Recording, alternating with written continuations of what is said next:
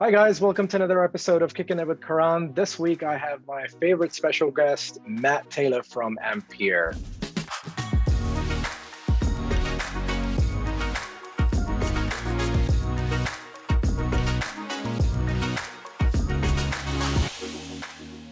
Hi Matt, how you doing? Hey, Thanks for joining us. hey, Karan, thanks for having me. Good to see you again. I know. It's been we've been interacting over the last couple of years. ARM has been sort of going gangbusters. Everyone's talking about ARM. So why don't you go ahead, for my audience anyway, go ahead and introduce yourself, what you do, a little bit about your background perhaps, and we'll go from there. I'm Taylor. I run the sales and business development teams here at Ampere. I've been at Ampere for about 2 years now. Prior to that, actually, was at Qualcomm. They were also doing an ARM server product. And then prior to that, I spent about 15 years at Intel. Unfortunately, working with your competitor across the city there.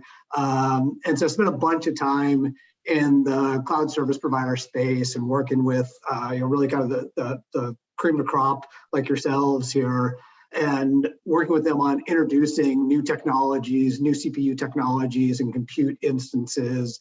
And the opportunity to do this with an ARM-based instance that really is, at or above the performance levels of what we used to have in the x86 world and Intel and AMD is really kind of game changing. And I think that's part of why people are so excited about what they're seeing in the ARM ecosystem. Yeah.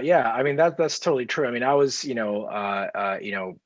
my background's obviously a lot in cloud. And so the kind of developers that we see are historically very different from the kind of market that ARM is trying to approach, right?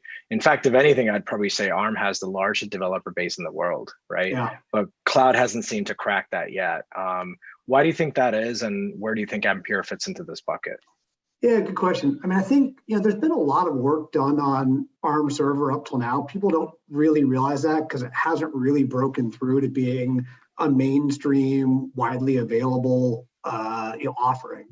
So my former employer always had a lead on process technology. So Intel always had better manufacturing capability than anybody else did. So even if you could build a great design, Intel was always able to out-manufacture you and actually get more performance out of the process.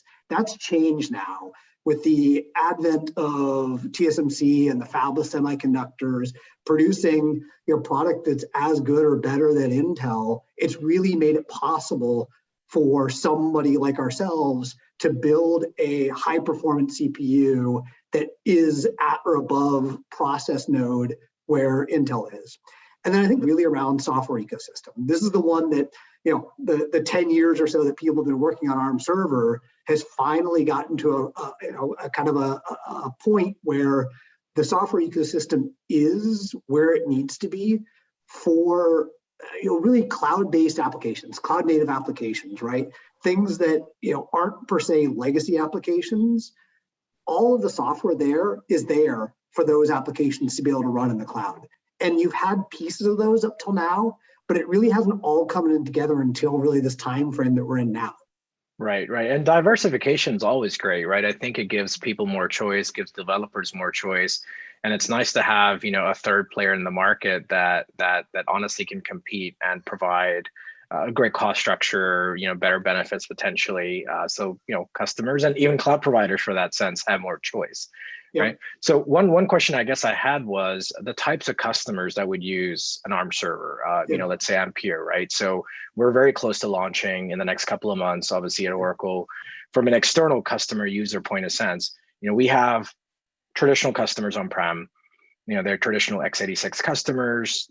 Are they a good target, or is it more sort of existing developers that have been building apps for ARM devices across the board, and maybe now they get a cloud option? So which one do you think is more sort of amicable to ARM in the cloud? I mean, I think if we look at where we see the initial traction and the majority of the interest, it probably falls into 4 or 5 major buckets. So there is what I think of as ARM native application space. So think of the easy one is Android gaming. People want to actually run an Android application or a game in a cloud and stream that. That's ARM native application. The next one is really kind of cloud native applications that don't have a legacy instruction set or software base that need some of the things that maybe are in x86. So think of containers, Kubernetes types environments. We see a lot of interest there. And those also tend to do well with products that we're building that are high core count, very scalable sort of applications. They can take advantage of that. The third one we see is an actually open source database. We see a lot of interest in scale out database. So think Cassandra, think Memcached, these sort of things. They really benefit well from the architecture that we're building, which is lots of cores, lots of memory, lots of I/O. They scale really, really well. And then I'd say the other one that we see is really just anything kind of web front end. So, things like Nginx or Apache, these software stacks have really no architectural dependencies, and they really tend to be more memory and I/O bound than per se CPU bound. And those perform really well on our architecture. So I think if you look, kind of summarize that, look at it. Yeah. It is traditional applications, right? I mean, I think if you look at the majority of applications that people are running on Oracle Cloud, right? I mean, it's a lot of database, it's a lot of web, it's a lot of scale out sort of caching and things like this. So I think it is the majority of the mainstream applications that you're running today. Right. That makes sense. So let's talk about some specifics. With the existing offering that we're going to have and what's in the market today, I saw some incredible numbers in terms of our first generation product for ARM, right? I mean, in some cases, we're looking at 1.5x in sort of performance, right? And then obviously there's going to be a cost benefit to that. And that sort of fits really well with the OCI mentality of like, pay a lot less, get a lot more, right? Price performance story. And so, some of the use cases that sort of I think we talked about were things like, media encoding, lots of security performance metrics. Can you talk a little bit about some of the numbers that you're seeing on Oracle Cloud and how that sort of pertains to the competition on the Graviton side? Yeah. I mean, I think, in general, you're spot on. I mean, if you look at Graviton, we're running at much higher frequencies than they are. We have a higher core count and a more scalable fabric in that you can actually run up to 160 cores.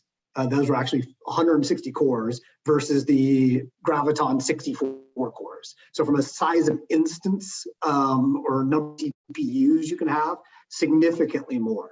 Besides just the size of instance you can run on a per OCPU basis, we are seeing roughly 50% better performance versus Graviton. Right. And that's across a bunch of different. Yeah, I mean, it's pretty much across the board. Things like spec int rate, which are really kind of the gold standard of scale out integer performance, media encoding, encryption or compression, things that you would use for web type workloads. We're seeing this pretty consistently across the board that, we really do have a pretty significant performance advantage. I mean, I won't speak to how you guys are going to price it, but, I mean, with the performance numbers, I mean, even if we're priced the same, we blow them out of the water, right? When you come down to the pricing strategy that we're going to have, it's going to be a no-brainer, essentially. Great. Well, hey, thanks, Matt. Thank you so much for your time today. I know I can talk about this all day long. In fact, over the last few weeks, all I've been talking about to everybody, including analysts and people and customers, is basically ARM and how excited everybody is that we're going to have an Ampere offering soon. So catch us next time for another episode. Thanks. Thanks, Matt. Bye.